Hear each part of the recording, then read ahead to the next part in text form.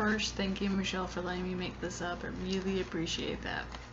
So I'm doing my journal club presentation on The Goblin Market by Christina Rossetti. And a lot of the things in the Goblin Market don't make much sense, so it's very hard to kind of get the grasp of it all. But the basic gist is, and my question that I'm proposing as the topic is, what is the underlying meaning to the Goblin Market? What is it about? It can be interpreted, because there's so many different interpretations, I thought this would be a pretty good topic. What I did is I went to Galileo and found an article by Pinka Pionki Albert D. It's the spiritual economy of the Goblin Market, and what he's pretty much saying is, like, his thesis statement is Victorian customers own ability to purchase fruit and vegetables in 1859, the date written on the original manuscript of the Goblin Market, prompts Richard Mackay to locate the poem in developing Victorian agriculture market in which British scientists and horticulturists were creating a reality. You keep going down, and it says that it gives you the book interpretation of his thesis, but then it gives you modern day language, and to put it in Marxist terms, Lizzie refuses to succumb to commodities,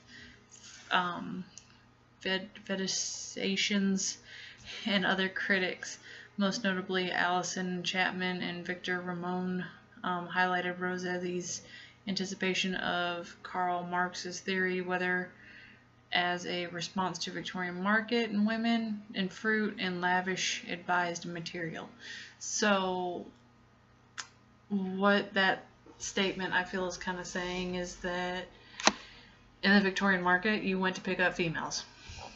I mean, that's kind of what he's saying in the borderline way, is that back in the day you went to the market, you picked up fresh fruits, fresh vegetables, and fresh women.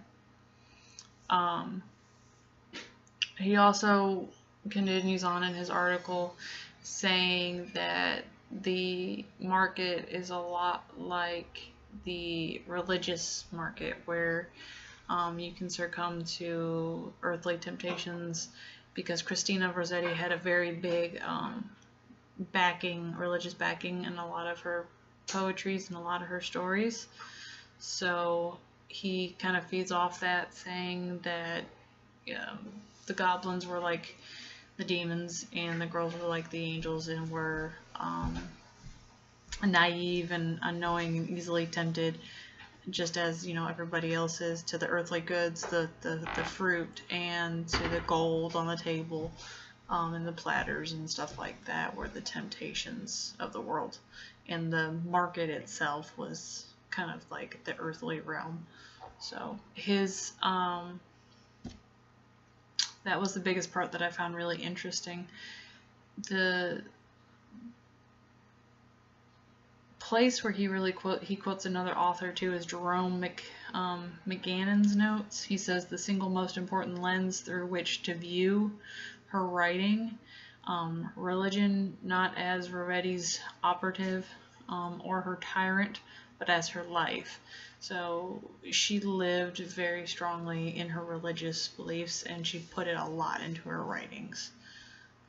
So that is my journal club presentation, and thank you so much again for letting me make that up.